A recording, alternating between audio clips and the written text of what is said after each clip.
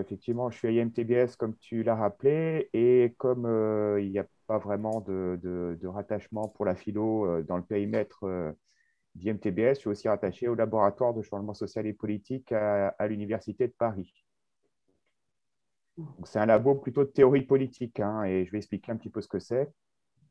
Donc, j'ai écrit un certain nombre d'ouvrages seul ou avec des collègues sur le numérique depuis 2006. Donc, c'est un sujet que je suis de longue date, avec plus ou moins d'intensité en fait, suivant les années. Et donc, dernièrement, j'ai publié un bouquin assez épais sur cette question de la sobriété numérique qui est un peu, enfin, qui est tombé un peu en même temps qu'un intérêt public pour la question, ce qui n'avait pas été le cas des précédents travaux qui étaient sortis à un moment où il y avait relativement peu d'intérêt pour le sujet. Alors, voilà le plan que je vais suivre. Ça va être, donc on a très peu de temps, donc il s'agit de donner un petit aperçu en fait hein, de ce qu'il y a dans nos travaux. Hein. Est-ce que tu pourrais juste le passer en plein écran? Ah, c'est pas en plein écran? Bah, on voit la liste de Excuse-moi. tes diapos sur le côté, ce sera juste un Là, c'est peu mieux? plus lisible. Oui, parfait, Ça super. tourne Merci bien? Fabrice. Ouais, c'est très bien, parfait. Ok, désolé. Et donc, je vais revenir sur les questions de méthode, puisque contrairement à d'autres présentations où je ne parle pas de la méthode, là, comme on est entre nous, entre guillemets, entre scientifiques, je crois que c'est important d'expliciter nos manières de travailler avant d'en venir un peu au contenu hein, de qu'est-ce qu'on trouve à la fin, en quelque sorte, ce qui sera abordé en 4 points, les enjeux écologiques du numérique, ce que c'est que la sobriété, le cas du numérique, et puis la mise en œuvre de la sobriété qui tourne toujours autour d'une dichotomie, d'une tension entre les mesures qui devraient être prises par l'État et les petits gestes à faire au niveau du consommateur. Hein. Et c'est un grand classique, c'est-à-dire qu'on a le même problème dans les questions de transport, les questions, enfin toutes les problématiques de développement durable. On retrouve cette même discussion. Donc, pour moi, l'étude de la sobriété numérique ou de la question de l'écologie numérique est un peu une espèce de terrain, hein, quelque part, dans lequel je rentre un peu plus dans le détail que dans d'autres domaines, mais je m'intéresse aussi aux autres domaines, puisque sinon, on peut pas comprendre les enjeux du développement durable. Alors, question de méthode rapidement. Il y a une définition de la théorie politique de l'université de Princeton que je trouve assez, disons, assez pertinente. Je le précise parce que je fais aussi partie d'un groupe à l'Association française de sciences politiques qui veut, disons, renforcer la place de la théorie politique parce que c'est une pratique qui n'est pas très, très courante en France, pas très bien reconnue, alors qu'elle est plus facilement reconnue, disons, dans d'autres pays. Hein.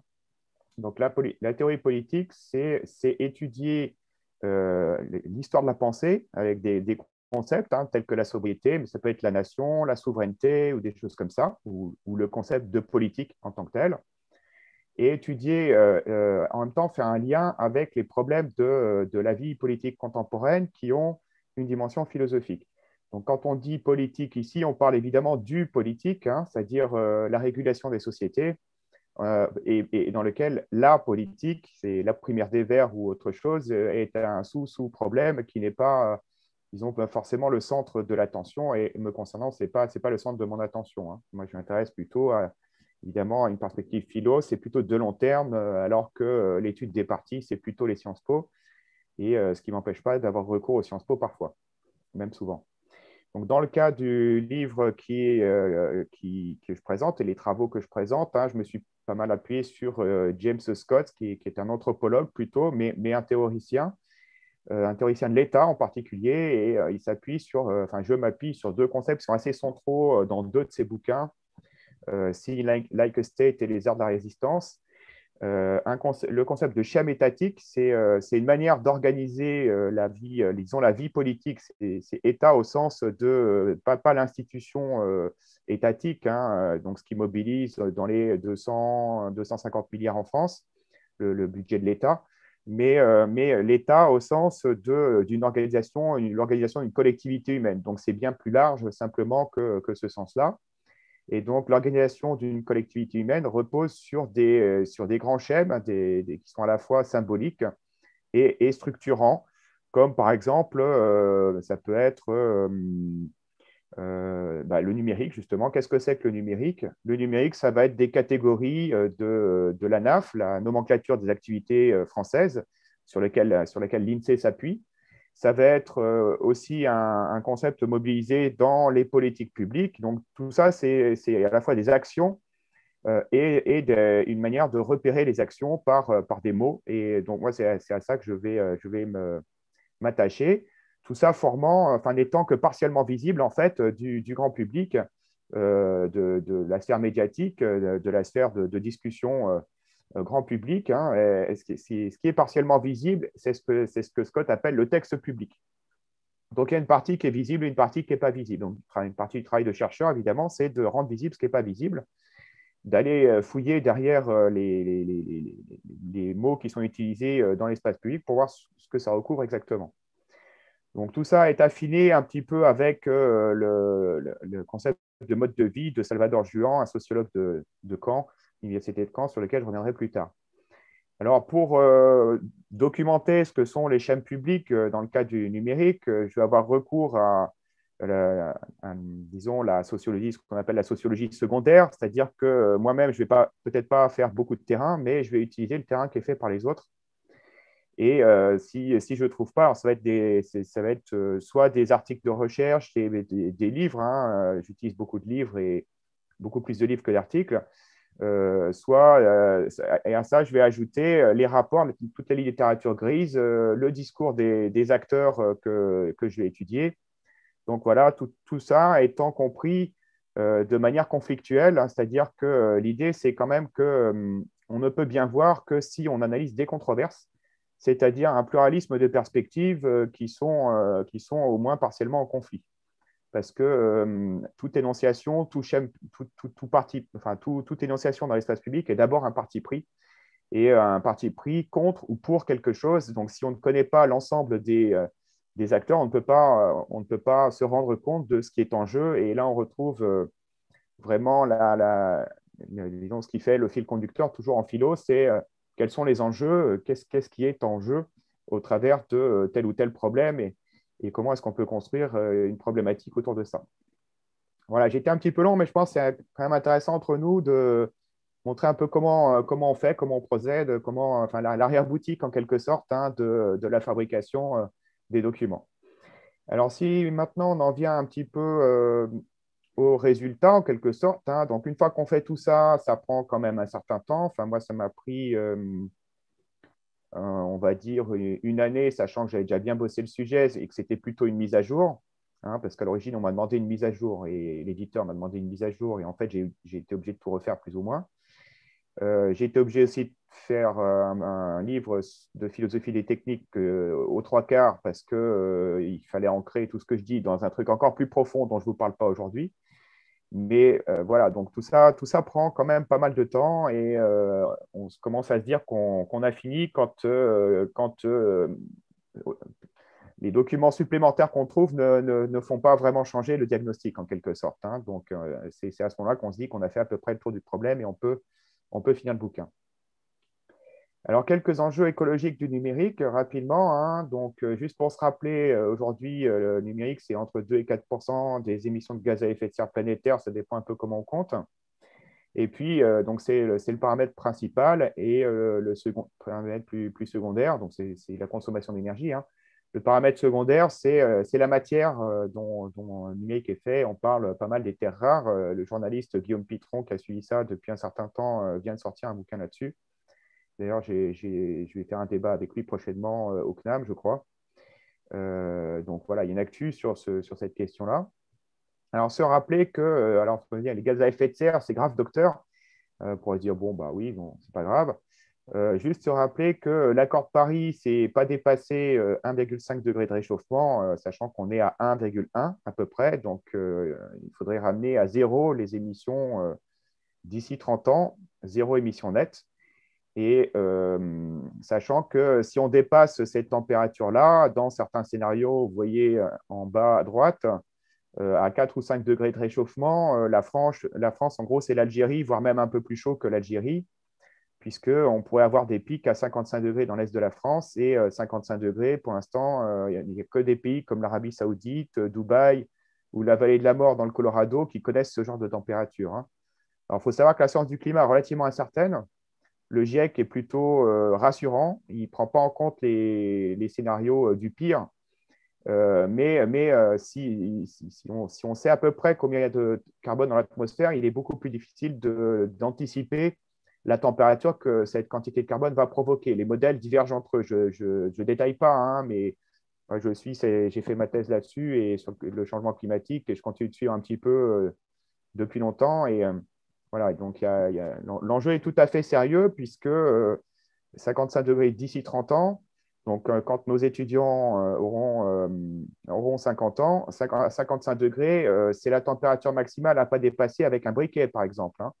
Donc à 55 degrés, il y a beaucoup de choses qui seront cassées et sans doute que le numérique ne sera plus fonctionnel. Donc dans tous les cas, on se passerait de numérique à ce moment-là parce que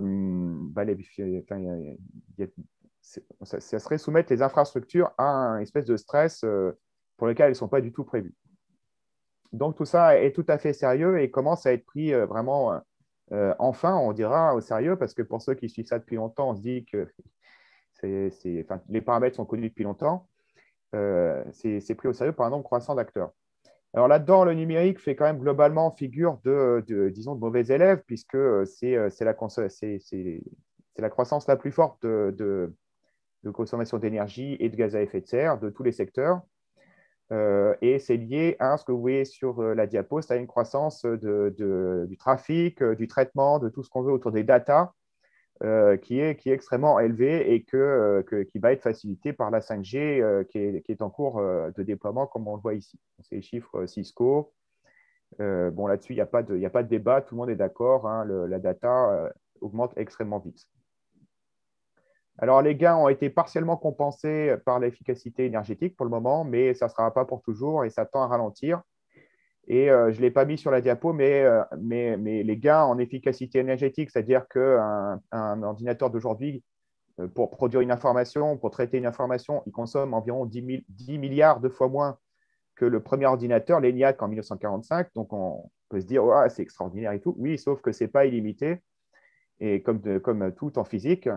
Et surtout, pour le moment, ces gains sont obtenus par un ajout croissant de terres rares. C'est-à-dire que les opérations pour réaliser les processeurs sont toujours plus compliquées. Un processeur, c'est toujours plus de matériaux, toujours plus difficile à trouver. Tout ça pour avoir une efficacité énergétique qui stagne. Hein. C'est-à-dire que la vitesse avec laquelle elle s'améliore, ça stagne et ça va très probablement ralentir. Et on voit là à gauche un extrait d'un document de l'industrie des semi-conducteurs qui disait en 2015, qui disait qu'à ce rythme-là, le système numérique absorberait avant 2050 l'équivalent de la quasi-totalité de la production énergétique mondiale. Alors, c'est des chiffres à la grosse louche, hein.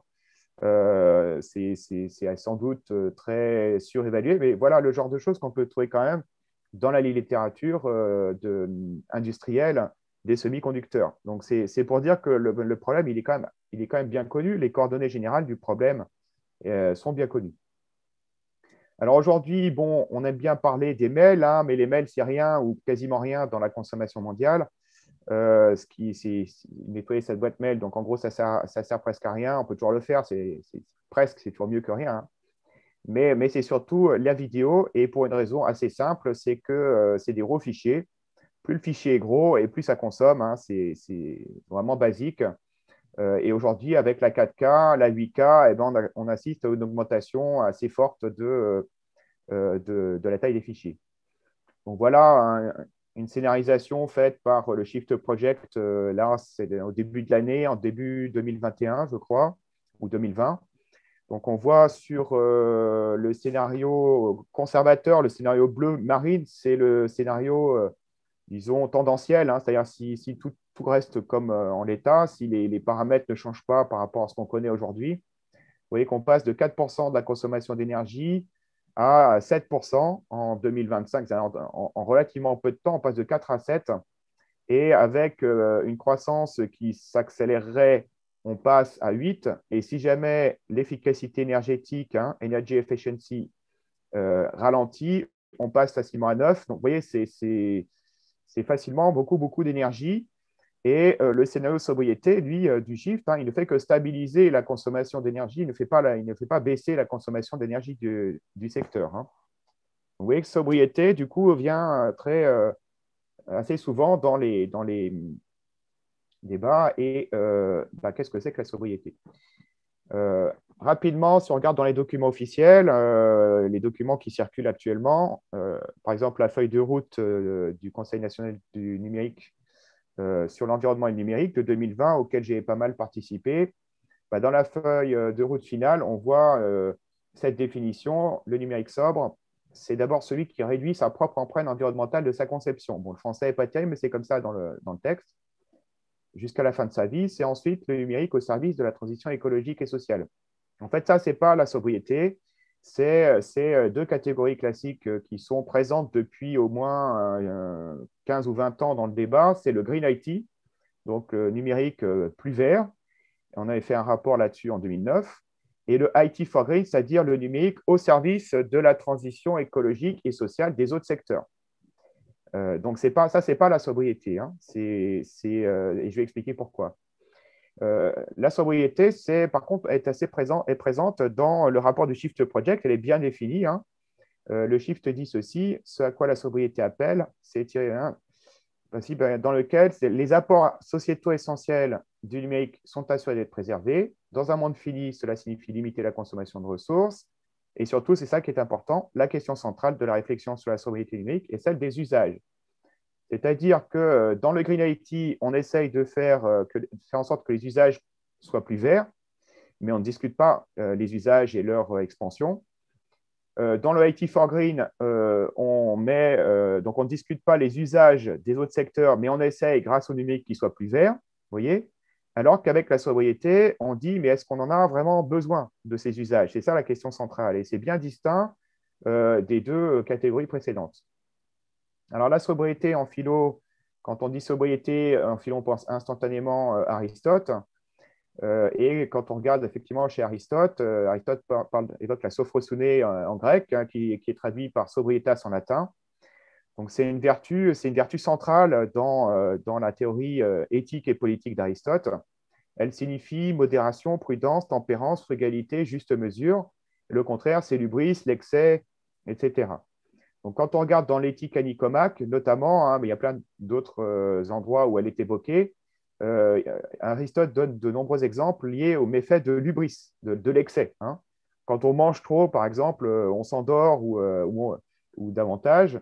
Quand on fait trop de sport, comme le soldat qui a couru lors de la bataille de marathon et qui est mort en arrivant, en apportant la nouvelle, il a fait trop d'activité physique et donc il en est mort. Donc, alors que pas assez d'activité physique, par contre, c'est néfaste aussi. Et défaut d'alimentation, c'est aussi on meurt aussi.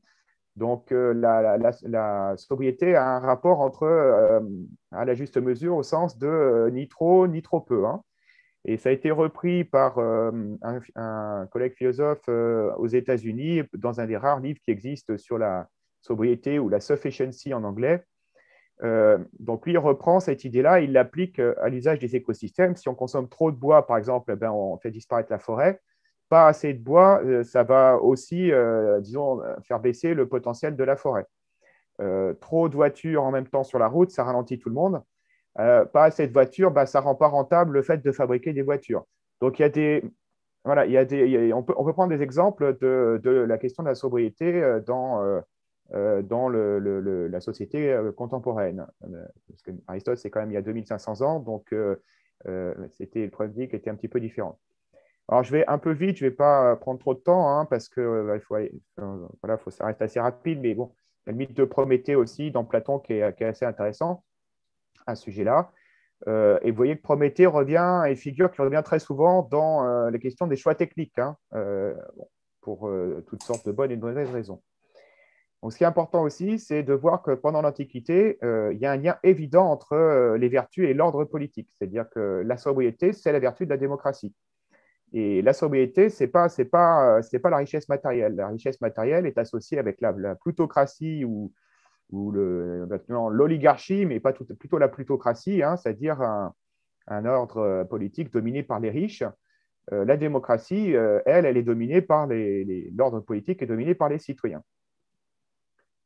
Alors, pour ne pas aller trop vite, de l'époque grecque jusqu'à nos jours, je passe vite autour de la querelle du luxe au XVIIe, XVIIIe siècle, avec juste quelques citations. C'est une question de trop ou pas assez dans le rapport avec la démocratie. Donc, au XVIIIe siècle, on a quelques partisans du luxe. Voltaire, par exemple, qui disait le luxe d'Athènes affecte des grands hommes en tout genre. Donc, Athènes était luxueuse et a eu des grands hommes. Sparte, qui était réputée pour sa sobriété et sa frugalité, a eu quelques capitaines et encore en moins grand nombre que les autres villes. Donc, Mandeville aussi défendait l'enrichissement. Hein. Enrichissez-vous, etc. Bon. À l'époque, quelques phrases aussi d'Antilux, Helvétius, qui disait un peuple sans argent est, s'il est éclairé, communément un peuple sans tyran, ou Rousseau, qui était le plus radical de tous. Le luxe peut être nécessaire pour donner du pain aux pauvres, mais s'il n'y avait point de luxe, il n'y aurait point de pauvres. Et c'est dans le discours sur les sciences et sur les arts où il explique que sciences, techniques et arts, tout ça participe de l'hubris fondamentalement et pas de la démocratie. Alors la définition que je propose, c'est celle qui est en bas. Hein.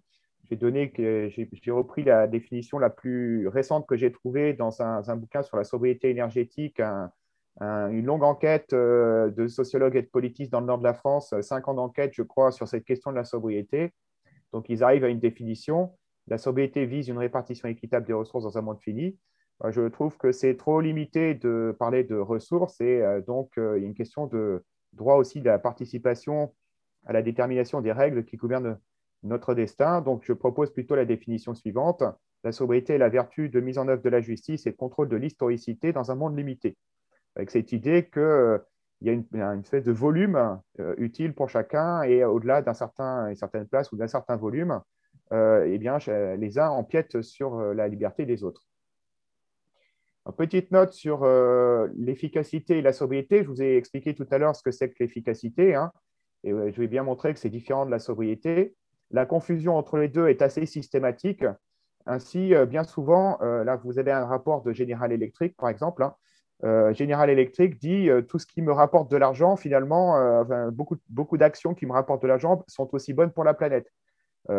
Oui, sauf que non, ce n'est pas une bonne analyse parce que, en fait, c'est un certain nombre d'actions d'optimisation. L'optimisation fait baisser la facture énergétique. OK, très bien. Donc, baisser les émissions de gaz à effet de serre, très bien. Sauf que si on a dit que ça permettait de gagner de l'argent, la question, enfin, l'impact total de la mesure, pour le connaître, il faut savoir ce que General Electric va faire de l'argent économisé. Or, bien souvent, General Electric et les entreprises vont utiliser l'argent pour développer des nouvelles activités qui vont donc provoquer de nouveaux impacts écologiques et notamment de gaz à effet de serre, ce qu'on appelle l'effet rebond. Et donc, en réalité, le bilan il peut être négatif et pas positif. Prenons le cas du numérique rapidement. Donc, peut-être revenir sur ce qu'est le numérique. Je pense que c'est intéressant de se rappeler que l'inventeur d'Internet en 1961, Leonard Kleinrock, dans cette dissertation, sa thèse de dissertation de thèse au MIT, en fait, il applique le paradigme de la logistique à l'information. C'est-à-dire qu'il dit on va traiter l'information comme si c'était un problème de logistique. C'est pour ça qu'on parle de paquets. Hein, on va acheminer des paquets, surtout avec le logiciel libre. On ne parle pas de logiciel, on parle de paquets. Et donc, ces paquets vont être acheminés par porte-container, si on veut, hein, en petits morceaux, puis recomposés à la fin, un peu comme les meubles Ikea. Et donc, voilà, c'est ce qui permet d'emprunter toutes sortes de routes. Alors, cette définition d'Internet, ça permet de mettre l'accent sur disons, une propriété un peu spécifique, parce qu'on parle beaucoup d'Internet comme l'information, hein, ça a été beaucoup dit, société de l'information, etc. Bon, il faut parler aussi de la commande, hein, c'est les deux fonctions de l'information. Il y a l'information, mais aussi la commande. Norbert Wiener déjà faisait le souligner. Et donc, Internet aujourd'hui, c'est une espèce de réseau de commandes mondial. Et peut-être que dont Pascal Lamy avait, l'ancien directeur président de l'OMC, avait parfaitement conscience, puisqu'il disait que la mondialisation repose sur deux innovations, Internet et le conteneur. Donc, vous voyez, ça ne peut pas être plus. Donc, la mondialisation repose sur la logistique, ça veut dire ça finalement, quoi, hein. Et donc, l'exemple de Zara peut être aussi assez parlant, puisque Zara sait en permanence ce qui est vendu et où, et est capable de réajuster sa production en Espagne, disons presque à la demande, en fonction des statistiques qui sont transmises presque en temps réel. Hein. Quand il y a un t-shirt qui est vendu, la maison mère le sait presque instantanément.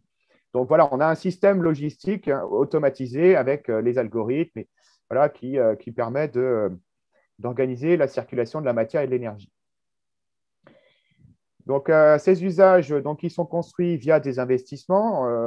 Dans les années 2000, on disait le numérique, c'est les portails de l'information.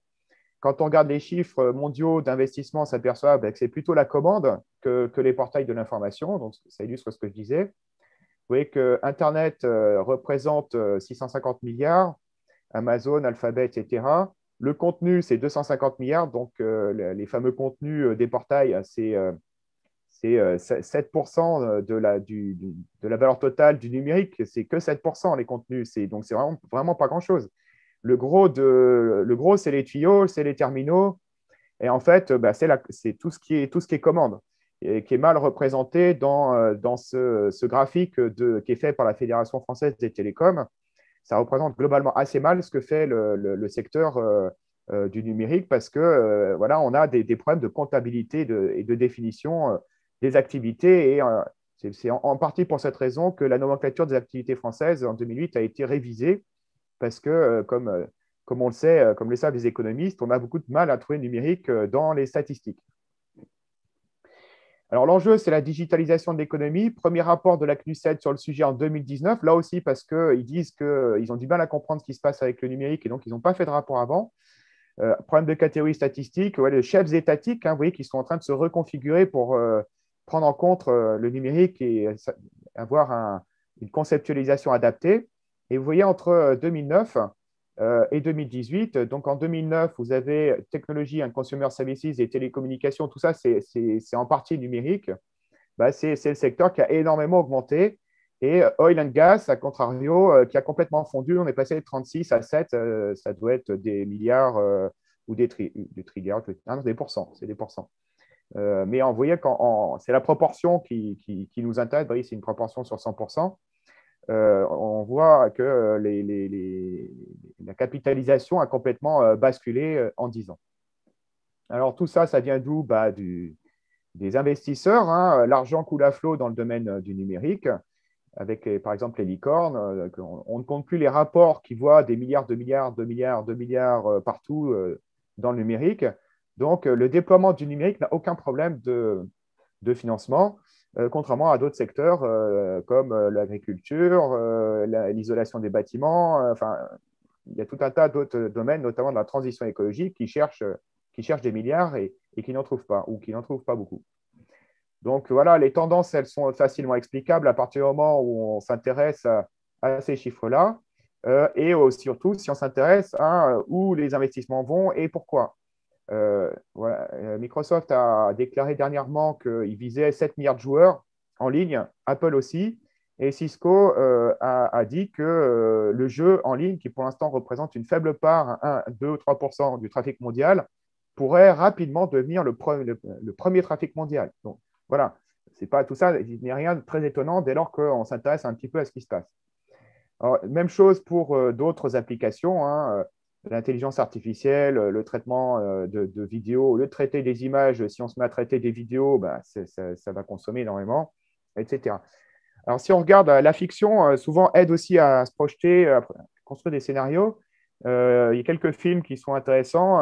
On parle souvent de Matrix. Virtual Revolution est pas mal aussi parce que c'est un film qui se passe en grande partie dans des mondes virtuels avec un ancrage dans le monde réel, hein, présentiel ou in real life, comme disent certains. Mais l'intrigue se passe quasiment entièrement dans un monde virtuel. Or, un monde virtuel, c'est non seulement une vidéo, donc des fichiers très lourds, mais un monde virtuel, mais un monde en 3 dimensions. Et donc, 3 dimensions, c'est forcément beaucoup plus de données qu'un monde en 2 dimensions, comme l'image qu'on voit sur son écran. Ça peut monter à 4 dimensions si on a aussi l'odorat, etc., etc. Si on a le retour tactile. Enfin, vous voyez, donc ça peut faire des fichiers absolument et du traitement d'informations absolument énormes. C'est comme si vous voulez dupliquer le monde réel dans le virtuel, ce qui est en partie le cas avec les jumeaux numériques qui se développent un peu partout, hein.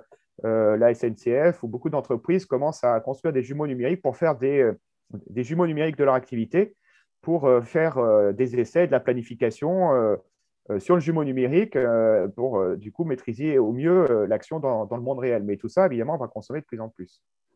Donc, ce qu'il faut retenir, c'est qu'on ne voit pas trop de limites à la consommation de data. Ça peut augmenter énormément, vraiment, vraiment, vraiment beaucoup. Et donc, les scénarios qui prévoient une envolée de la demande de data, ils sont bien plus crédibles quand on regarde les jeux d'acteurs que les autres qui voient, notamment le IT for Green, qui imagine tout un tas d'applications très bien du numérique pour la planète, mais n'explique pas du tout pourquoi ça serait ces scénarios-là qui sortiraient. Donc, ces scénarios sont en contradiction avec ce qu'on voit dans la vie réelle. Donc, c'est des scénarios qui ne sont pas très crédibles. Donc, moi, j'ai regardé de près quelques acteurs. Là, je vais pas entrer dans le détail, vous m'excuserez, hein. Mais en fait, je suis retombé sur les 4 mêmes acteurs clés qu'il y a 10 ans. L'étude qu'on avait faite il y a 10, maintenant 12 ans. En regardant dans le détail, ben, en fait, ça reste pertinent.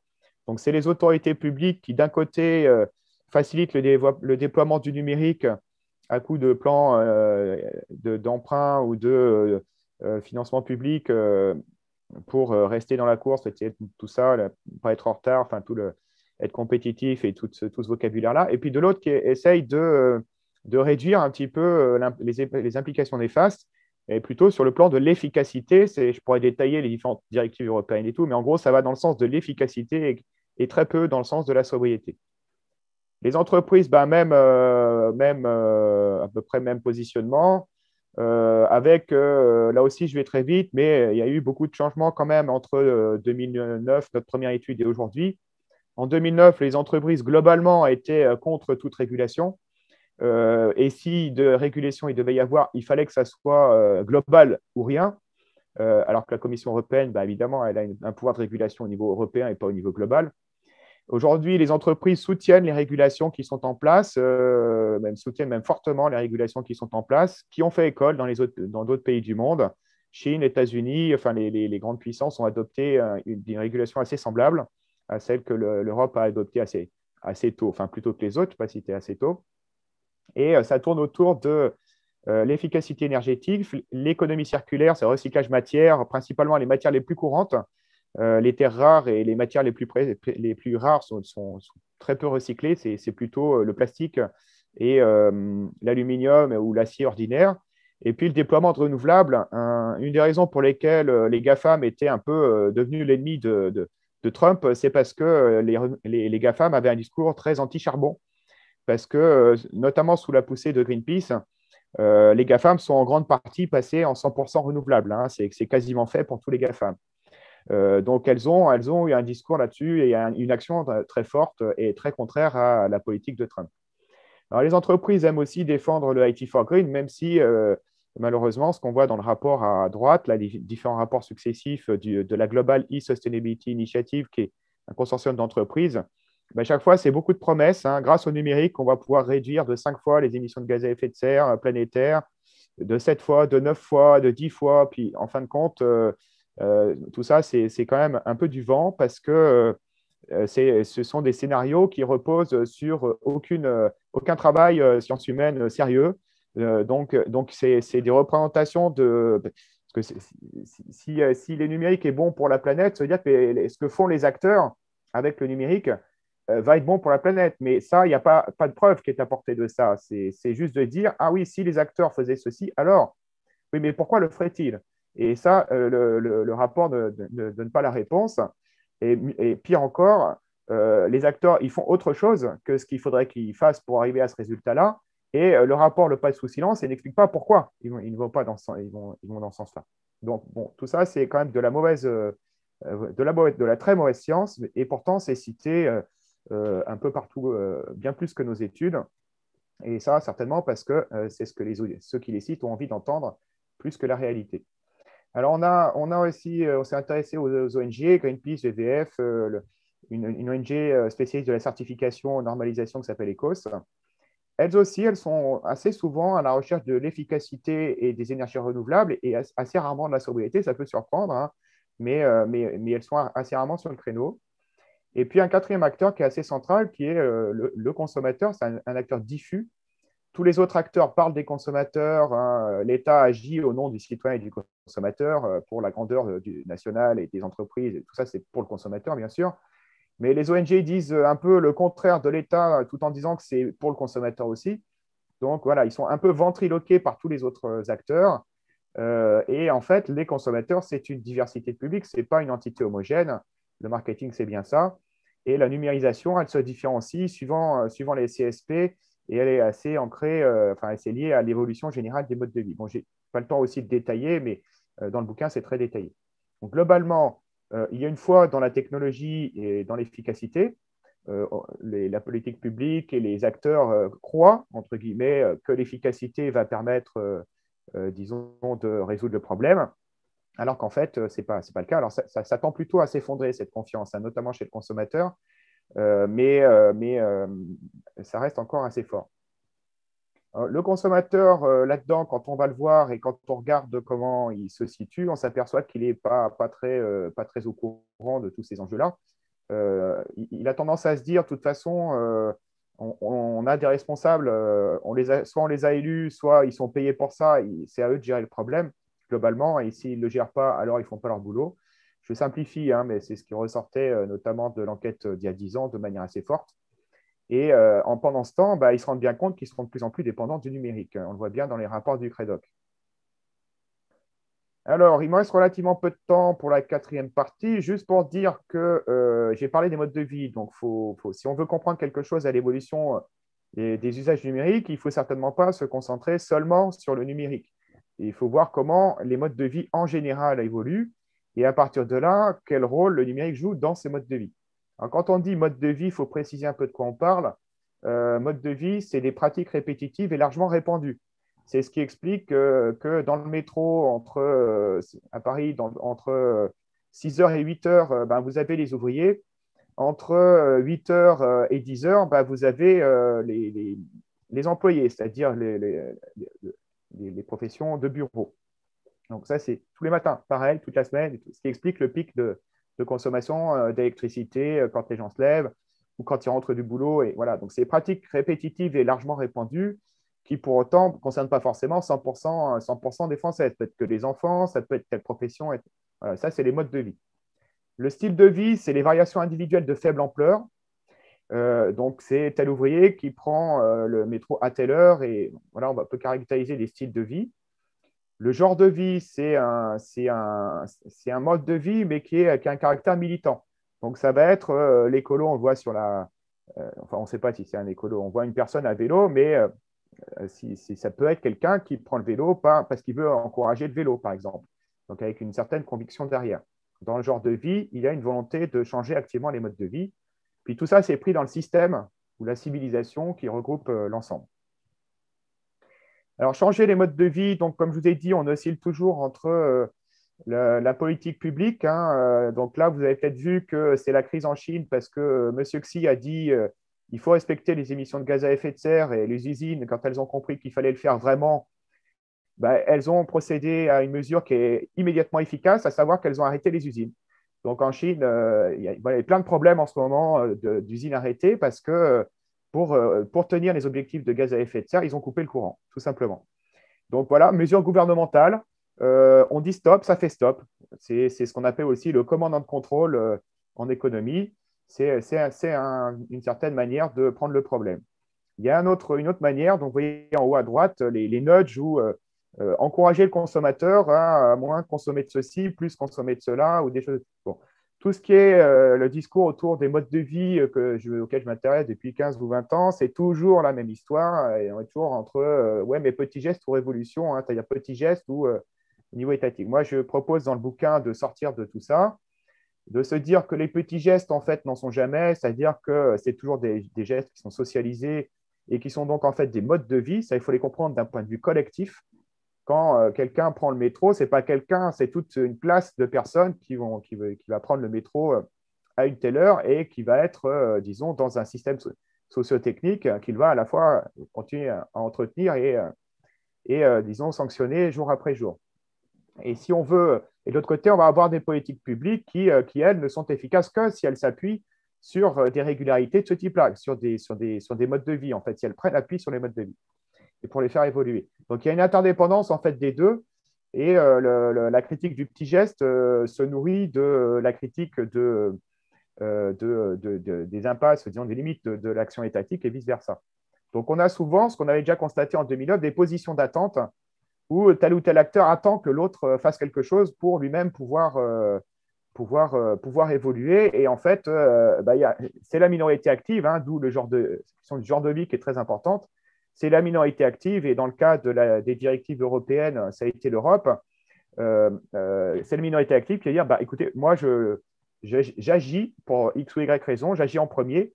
Là, la Chine, en ce moment, elle a annoncé clairement qu'elle voulait prendre le lead mondial sur la réduction de gaz à effet de serre, et c'est tout à fait possible qu'elle le prenne. L'Europe va être, dans ce cas-là, rapidement distancée, mais voilà, elle prend le lead, et c'est une manière aussi d'affirmer un leadership, comme son nom l'indique. Donc, il y a des enjeux politiques derrière qui sont assez forts.